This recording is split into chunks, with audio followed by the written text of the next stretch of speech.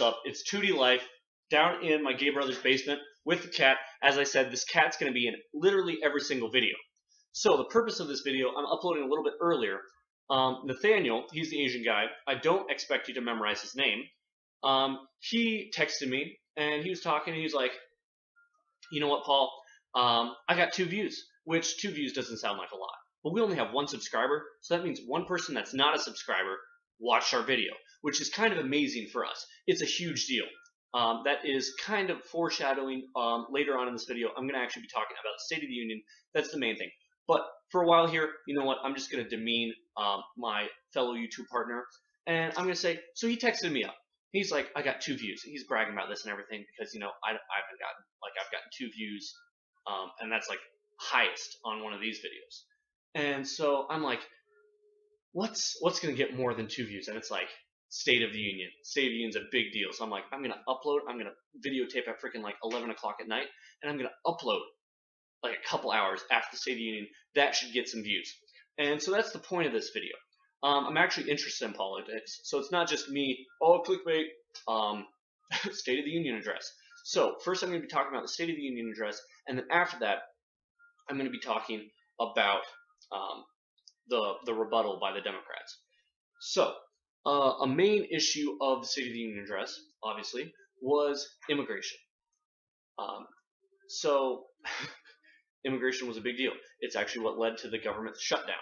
And immigration Trump focused on, which I don't understand what the whole problem with immigration is. I understand what people believe, I don't understand why they believe them. So for this, I'm gonna set you up a story.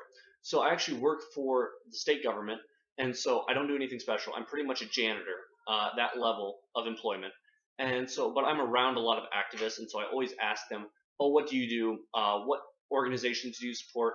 All this other stuff, because, you know, I'm interested. I want to know their position. It's interesting hearing different perspectives, even if they're a bit radical. And this guy, you know, he was a bit radical.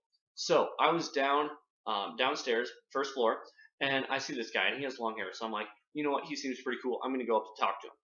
So I went and introduced myself, and I'm like, oh, what organization are you with? Because everybody's with an organization. And he's like, oh, I'm with such and such organization. I don't remember the name. But he's like, we advocate for a lot of different ideas, and from what I gather, they're not necessarily very connected. They're just all very liberal. And so he was saying, today I'm advocating for universal healthcare, which I'm like, okay, first off, I don't believe in universal healthcare, especially on a national level.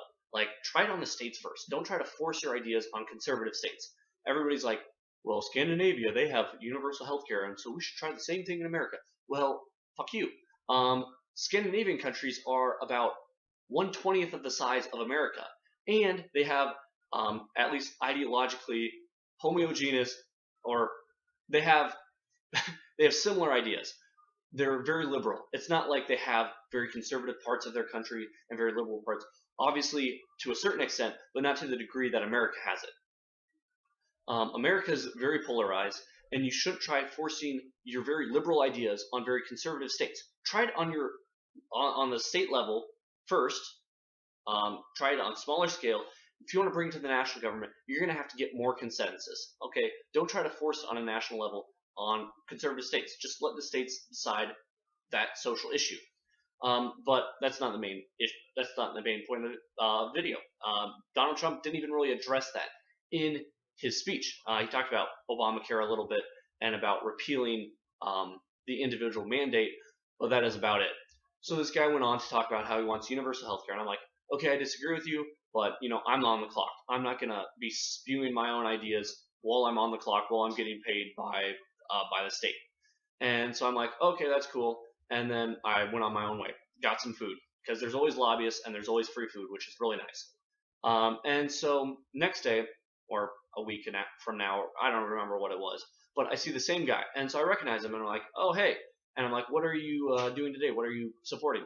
He's like, immigration, or like more lax immigration laws, I'm guessing is what he was going for, because he said he was an immigrant advocate, but you kind of have to go through, politics is a lot of bullshit. It's just people using nice language to cover up boring things, or even like, not really evil things. It's usually just boring things or less ideological, it's less emotional when you get down to it. When you get down to it, it's actual policy, and you actually have to decide, do I want to tilt the balance 1 degree this way or 1 degree that way? It's not, oh, if you enact this legislation, it's the end of the world, or it's for the betterment of all society. And that's how they like to frame it, and so that's why they use all this enlightened, elevated language, but they don't know what they're actually talking about. So immigrant advocacy just means more lax immigration, which I have no problem. It's just like, when people use that language, you kind of have to make sure that people understand and don't just like emotionally go along with and say, oh yeah, they're an advocate for immigrants. Because most people agree that immigration is a good thing, at least to a certain extent. It's just a matter of what extent you want it to be to. So he said immigration. And I was just thinking, how did like the Democratic, more liberal, more socialist party become an advocate for increased immigration? The Populist Party, which was around in the late 1800s, I'm pretty sure, they were a more liberal party, but they were also for limited immigration. And here's why. They were the Workers' Party. They were especially Midwestern. They advocated for farmers. They wanted socialized railroads, and they wanted limited immigration so that wages could increase. They were they were the Workers' Party, so they wanted what was best for the worker. And what's not best for the worker is high levels of low income immigration, or people who are willing to work for less money, because that brings down wages for everybody. And so I get the consistency of the Populist Party platform. Obviously, that party does not exist anymore. A lot of its ideas were kind of morphed into the Democratic Party, which often happens in American politics because, we have the two-party system, and we're probably going to have it for quite a long time. But that's one of the main points that he addressed. And immigration, I don't understand people's just complete stupidity when it comes to immigration. Not stupidity as in like they don't understand everything about immigration. I don't understand everything about immigration. It's when they take quotes from Donald Trump and just twist them. I'm not a Donald Trump fan, okay? In the primaries, I was libertarian Rand Paul. That's who I want to win the presidency. I don't personally like his personality. That's not something that I would pick. I'd want to be like, oh, president, you know what? I'm going to have a super brash guy who just says whatever he wants. That's not the first thing on my list. So I'm not a big Donald Trump supporter. I'm also obviously not a liberal.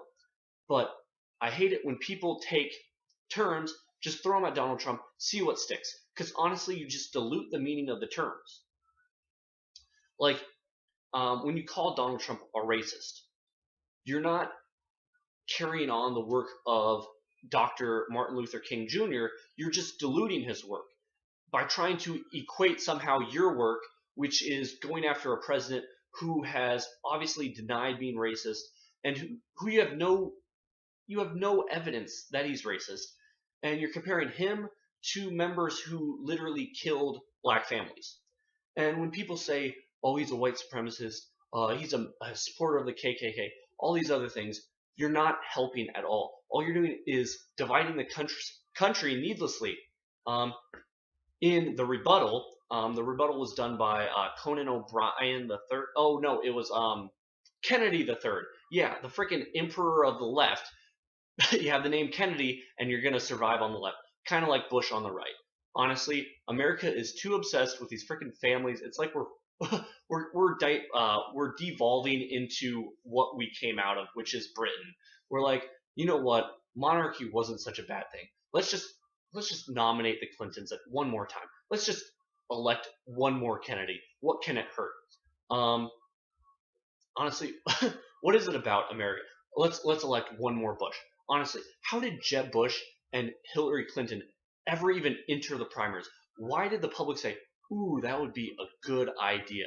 Honestly, Jeb Bush, he got totally destroyed by Donald Trump. Like, once Donald Trump started tearing into him, his campaign was pretty much finished. But at the beginning, he actually showed some promise, and that's what I was worried. I'm like, come on, guys.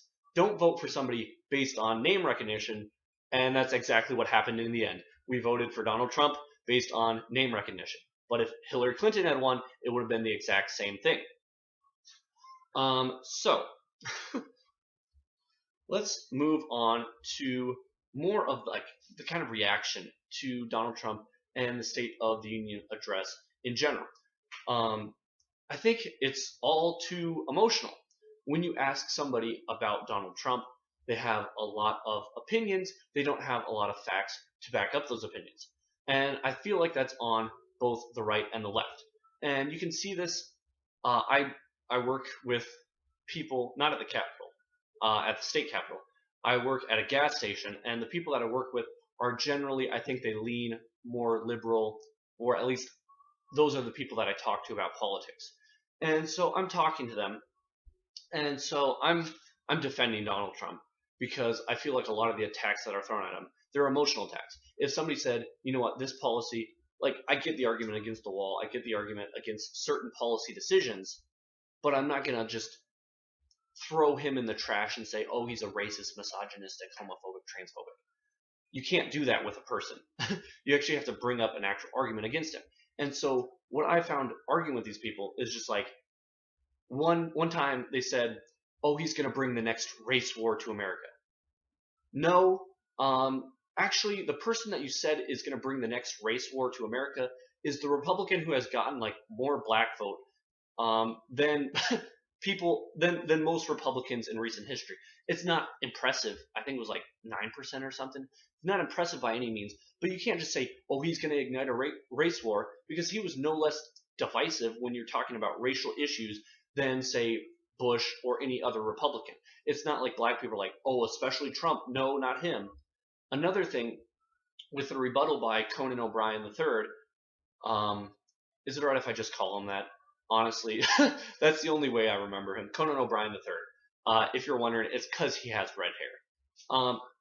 Another thing he brought up was he's saying Donald Trump's being divisive on religion and on sexual orientation and all this other thing. Donald Trump was not divisive at all on transgender issues, besides if you're going to talk about the military ban. During the campaign, he was not. I guess if you're talking about the military ban, we could get into that discussion. I don't necessarily support that. I think if you can do the job, then more power to you. Like if you're going to serve the country, go do it. I don't care if you're transgender, as long as there's rules in place to. Obviously, you still need order. It's still the military, so you shouldn't lower standards. But I guess I can get that one a bit more. But when you're starting to call him things like, "Oh, he's an Islamophobe" and all this other stuff, I was listening to Conan O'Brien, Kennedy's speech, and a lot of it was emotion. So was Trump's speech. To be honest, I feel like that's the problem with national politics in general. Like I'm all for emotion. I think emotion largely is the basis of morality, and obviously you need a strong sense of morality. But when you're talking and when you're discussing certain policies, you can't have, as I said earlier in the video, such an elevated view of the issues, such an elevated view of how you view the issue. Because honestly, as I said, it's literally like a degree one way or another. You can't say, "Oh, this is going to end the world," or "this is going to save the world." And that's what people, they like to do. Donald Trump likes to exaggerate, and so do people on the left. And that's the problem. That's the problem with national politics in general. I was actually talking to somebody at the State House. He crafts the state budget, and I wasn't talking to him specifically. It was a meeting, and he was talking about why the state of Iowa actually has very low debt, apparently. And so their finances are in order. They do a good job. Compromise, obviously, there's still partisan politics, but overall, it's definitely better than the national scene. And he was talking about how people on the national level, they get voted in because of their personality, because they're divisive, and because they don't know how to compromise. And that's why nothing gets done on the national level. And honestly, I agree. I commend people at the state level. People at the state level, they know how to get stuff done. They know the issues. They don't just know their party's platform. Obviously, they know their party's platform, and party platform still has an influence on the state level, but it's not to the extent that you see on the national level. The first bill that they actually debated in the state house this year, the main proponent of it was a Republican. the main person, at least the person who had the longest speech against it, was also a Republican. So you don't see just people falling in line. And that's because a lot of the issues dealt with by the state are treated like they should be. Water quality should not be a partisan issue. It shouldn't be, oh, this party wants more water quality, this one wants less water quality. It's always, what effect is it going to have on the economy? How are we going to balance these things? Because there's always going to be a balance. And you have to look at the pros and the cons, and you can't just say, I'm this way, I'm going to vote this way. Nothing you can say can convince me otherwise. Because that's what a lot of people in the national level do. They don't even look at the other side. They don't consider the other side. They're just so entranced, I guess, by their own views. They just think that they somehow came to this godly conclusion that, I don't know, they just found the truth, and no other discussion is going to change their mind. And I feel like it's the same way with the people who vote those people in. There's social media now. Social media, you can literally control what you're watching. On YouTube right now, I'm trying to subscribe to about, I don't have quotas, okay, I'm not affirmative action here, but I like to have a diversity of thought. I like to subscribe to liberal channels, I like to subscribe to conservative channels, and then obviously you need to have about a good third of the channels that you subscribe to be like memes and vines, like rip Vine videos. Like those are the best. Like besides our videos, of course. Let's see, do I have anything else to talk about? State of the Union. Oh yeah. My favorite part, Conan O'Brien, freaking Kennedy, I'm sorry. Kennedy the third, thank you for bestowing us with your presence. I'm so honored to have you. Omar, thank you. Thank you for your service. Thank you for speaking to us today, Kennedy the third. It's like, what the frick? We don't have a freaking king. Just because your last name's Kennedy doesn't mean I'm going to worship it and kiss your freaking feet, okay? That's just the truth of the matter. But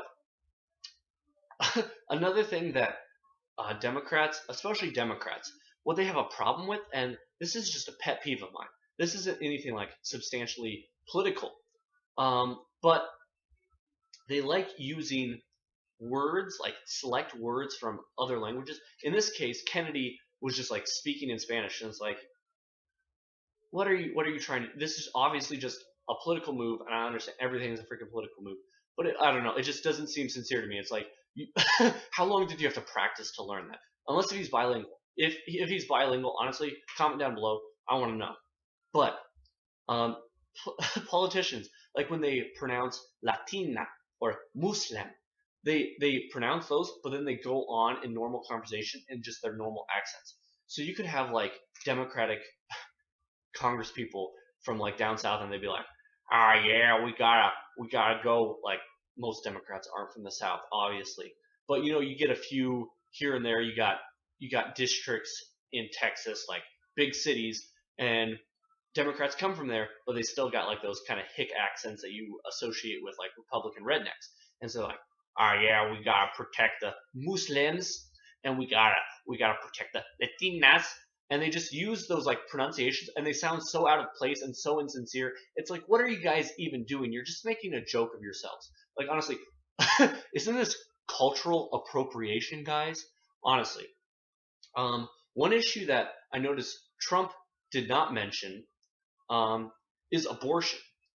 And abortion is actually the issue that I think I'm going to talk about in my next video. I was actually going to do it this week, but then I'm like, you know what? Abortion's always going to be a discussion. Stem cell research I'll also cover in the next video.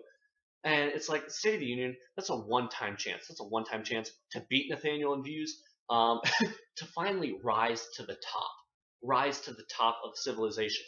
You know, here's the cat again. Hopefully that gets me a couple more views. I don't know. I think that's honestly all I had to talk about in this video. Oh, I was also going to talk about the people from work. I started talking about them, but then it went off. And so they always talk about how he's racist and he's sexist and all these other things. They said how he's going to start the next race war and all this other stuff. But they also talk about, I was talking to one, and they're like, yeah, he's going to like start a war, and we're not going to have any allies because he withdrew from NATO. And I'm like, okay. And it's like when you're in a discussion, you can't just be like, oh no, that didn't happen. And then I looked it up and I'm like, he didn't freaking withdraw from NATO. All he's been talking about is renegotiating different different trade agreements and different alliances so that they, as he would say, benefit America more. So you can't try and say, oh, he's trying to withdraw from NATO and all this other stuff, because honestly, you're just making a fool of yourself because it's not true. What you're doing is just, you hate Trump, okay? Just say it straight out. You hate Trump. You say it straight out, but you say you hate Trump, and then you try to like factually back it up with a bunch of hyperboles. I'm tired of hyperboles on both sides. So just quit, cut the crap. Cut the crap, guys. Just get down to policy, actually discuss the issues, and don't freaking yell. Honestly, at the State House, every freaking day, you get protesters who come in, all they do is freaking yell. There's one protest, first protest I saw, $15 now. All they did, chant $15 now. They don't talk about the economic impact. $15 an hour, it's going to have an economic impact. If you think it's going to be good, fine. Discuss it. Discuss what's the limit. What do you think would be too much? What do you think would be too little? Discuss, because obviously there's a balance. Nobody believes in a $100 minimum wage. Very few people believe in a $0 minimum wage. But if we had a $0 minimum wage, nobody would work for $0. So there's a range.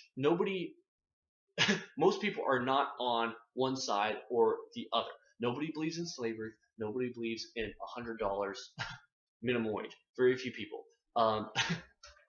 I would say statistically insignificant amount of people. And so what you got to do is you actually got to get down to the subject. You can't just yell. And that's my political message to all you guys. My quote's actually going to be from, I think he was the original like founder or one of the organizers of the populist platform. I thought it was a pretty good quote. So that's what I'm going to leave you guys with. I hope you guys have a great week. I hope you guys watched the State of the Union address, and I hope you watched the rebuttal too, because honestly, you can't just get one side. And I honestly enjoy that they had both sides. One last thing to leave you with. NBC, honestly, STFU, we don't want to hear your commentary right before the State of the Union. Honestly, they were talking into the State of the Union. I'm like, honestly, guys, just shut up. We're here for the State of the Union. I'll watch the rebuttal, but I don't want you guys. I know your opinions. I know you're mostly one-sided, and honestly, it irks me. It's like, we're not here for you. Just shut up. That's my view on them. I'll watch the rebuttal by Conan O'Brien, because that's scheduled. People actually want to listen to him. He's actually going, obviously he has a bias too, but I'll listen to him because it's not interrupting something that more people are watching. One more thing, Paul Ryan, I noticed you in the background. I noticed you falling asleep. I noticed your kind of quick yawn, when people like, and then they kind of like close their mouth really, really, really fast so that people don't notice that they started yawning. We know that you yawn. And another thing, I feel bad for Paul Ryan, because you could tell that he was trying to fall asleep during part of it. Not the whole part. When he was standing up and sitting down, that was some good exercise for him. And good exercise kept him awake. Mike Pence, he just looks asleep 24/7. So honestly, he might have fell asleep and nobody would have even noticed. But on that note, I guess I'm going to leave you guys. I hope you have a great week. Please comment down below. Start a discussion. Talk about actual facts. Like, post a fact and see how people respond to it. Instead of just 5 seconds after watching this video, be like, oh yes, we need to comment down below our emotions. Look up a fact, post it, see how people respond to it. That's my challenge. Do that this week. Discuss with someone. Find a fact that you find interesting, that you find that might disagree or conflict with one of their ideas, and see how they respond to it. And don't expect a 5-second response. Give them some time to research, to answer your question thoroughly, because nobody wants a gotcha. People say that all the time, but it's like an actual formulated response is going to take more than 5 seconds. And that's one of the problems with debate. Debate's good for like emotions and it's kind of like a boxing ring. But if you want actual policy, if you want good policy, and you want policy making to be productive, then you're going to need a longer discussion, and it's not going to be a debate boxing style like it was during the presidential campaign. So with that, I'm going to leave you guys, and I will see you probably probably like in a couple days, honestly. We're making our together videos. So see you later.